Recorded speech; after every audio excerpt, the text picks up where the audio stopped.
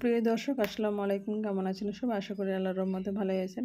চলে এলাম আজকে একটা নতুন রেসিপি নিয়ে। চলুন তো দেখি আজকে রেসিপিটি আজকে বানিয়ে নেব কুলের আচার।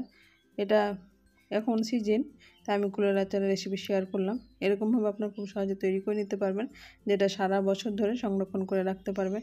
এর জন্য প্রথমে আমি এখানে 1 কিলো কুল নিয়েছি। কুলটাকে পরিষ্কার করে ধুয়ে নিয়ে এটা সারা রাত্রি ভিজিয়ে রেখেছিলাম। এইদিকে আমি 1 কাপ তেঁতুল নিয়েছি। তেঁতুলটাকে এরকম পরিষ্কার করে ধুয়ে নিয়ে তারপরে ভিজিয়ে রেখেছি। এটাও কিন্তু ভিজে গেছে।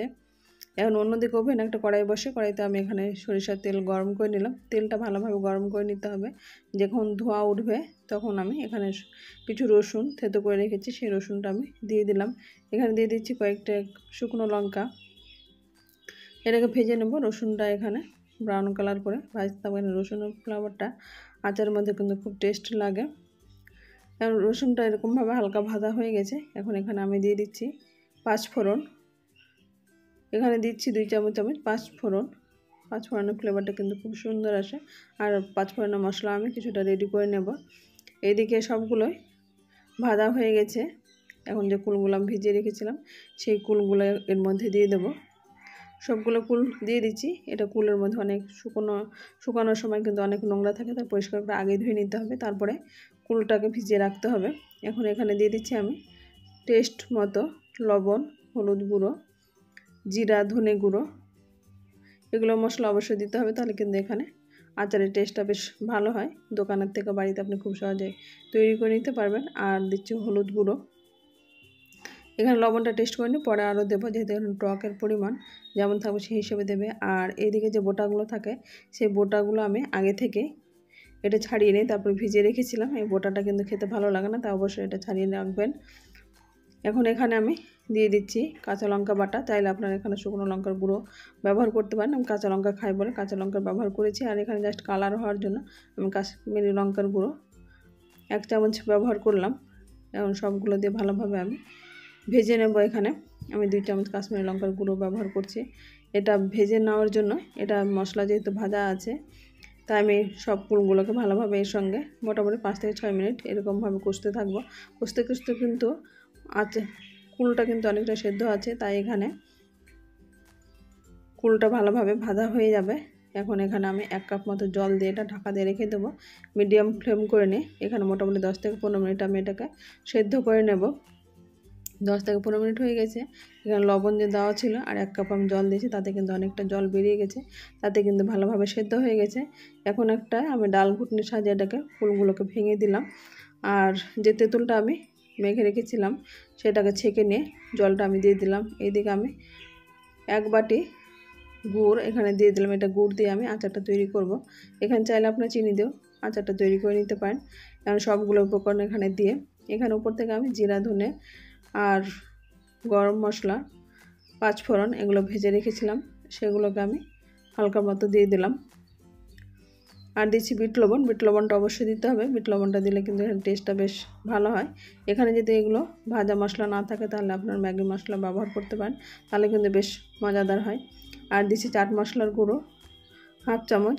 এটা দিয়ে আমি যে জলটা আছে জলটা ভালোভাবে টানিয়ে নেব। জলটা টানিয়ে নিলে শুকনো হয়ে যায়, তখন আচারটা কিন্তু বেশ কিছুদিন সংরক্ষণ করে রাখা যায়। এরকমভাবে নেড়ে চেড়ে জলটা টেনে গেলে আমি ওভেন বন্ধ করে দেবো। এরকম একটা আমি কাচের বয়ামের মধ্যে ঢেলে রেখে দিচ্ছি। এটাকে রেখে কাচের বয়ামে রাখলে এটা অনেক দিন পর্যন্ত ভালো থাকে। এটা রোদ্রে আমি 10 থেকে 12 দিন এটা শুকিয়ে নেব। এইদিকে আমি এটা গুড়ের করেছি, এরপরে আমি এটা চিনির করব। একই রকমভাবে আমি আচারটা তৈরি করে নেব। অন্য পাত্রে আমি এখানে তেল গরম করে নিয়ে দিয়ে দিলাম রসুন থেতো করা, কাঁচা লঙ্কা, শুকনো লঙ্কা, 5 ফোড়ন 2 চামচ দিয়ে এটাকে আমি ভালোভাবে রসুনটাকে ভেজে নেব। 5 ফোড়ন ভালোভাবে ভেজে নিচ্ছি। এর মধ্যে আমি দিয়ে দিচ্ছি লবণ, বিট লবণ, হলুদ গুঁড়ো, জিরা, ধনের গুঁড়ো। এগুলো দিয়ে আমি ভালোভাবে মশলাগুলোকে কষে নেব। এর আগে আমি ভিডিওতে দেখিয়েছি, তাই আমি পুরোপুরি এখানে আবার দেখালাম না। একই রকমভাবে আমি দুটো প্রসেসে রেসিপিটি শেয়ার করছি। এখন এখানে আমি সবগুলো যে উপকরণ দেখালাম সেগুলো আমি দিয়ে দিলাম। এখন এখানে কাশ্মীরি লঙ্কার গুঁড়ো দিয়ে দিচ্ছি 2 চামচ মতো। এখানে ঝালের পরিমাণটা আপনার কম বেশি করে নেবেন। আর যে ভাজা মশলা আমি তৈরি করে রেখেছি সেই ভাজা মশলাটা আমি দিয়ে দিলাম। এখানে 5 ফোড়ন, জিরা, ধনে, তেজপাতা এগুলো একসঙ্গে আমি ভেজে এটা গুঁড়ো করে রেখেছি, সেটা এখন দিয়ে দিলাম। এখানে আচারের জন্য এটা কিন্তু একেবারে স্পেশাল পারফেক্ট মশলা। আর দিচ্ছি আমি চাট মশলা, এখানে স্বাদ মতো আমি চাট মশলা দিয়ে দেবো। আর নিচে 1 বাটি চিনি, এখানে 250 মতো চিনিটা আছে, চিনির পরিমাণটা আপনার কম বেশি দিয়ে দেবেন। যেহেতু এখানে আচারে যেমন টক খাবেন সেই হিসেবে কিন্তু চিনি মিষ্টিটা দেবেন। আমি এরকমভাবে চিনিটা দিয়ে দিলাম। আর চিনিটা গলে গেলে এখানে কিন্তু একটু জল বেরোবে, তাই এখানে আমি অল্প পরিমাণ চিনি রেখে দিলাম। যেহেতু এটা চিনি গুড়, এটা আচার, কুলটা মিষ্টি আছে, তাই এখানে আমি অল্প পরিমাণ দিলাম। আর যে তেঁতুলের কাতটা আছে সেই তেঁতুলের কাতটা এরকমভাবে আমি এটা হাতের মধ্যে একটু ম্যাশ করে নিয়ে রসটা আমি কাতটা দিয়ে দেবো। এখানে ছেঁকে নিতে হবে অবশ্যই, ছেঁকে নিয়ে দিয়ে দিলাম। এর মধ্যে আমি দিয়ে দিচ্ছি 1/2 চামচ ভিনেগার। এখানে ভিনেগার দিলে অনেক দিন পর্যন্ত এটা ভালো থাকে, ওটা আমি ভিনেগার ছাড়াই তৈরি করেছি। চিনি মনে হচ্ছে একটু কম আছে, তাই আমি বাকি যে চিনিটুকু ছিল সেই চিনিটুকু দিয়ে দিলাম। এরকমভাবে নেড়ে চেড়ে ওভেন বন্ধ করে দেবো। এরকমভাবে রোদ্রে 10 থেকে 12 দিন রেখে এরকম এয়ারটাইট কাচের বয়ামের মধ্যে ভরে রাখলে অনেক দিন পর্যন্ত এটা খেতে পারেন। লবণ চিনি টেস্ট করে নিয়ে ওভেন বন্ধ করে দেবো।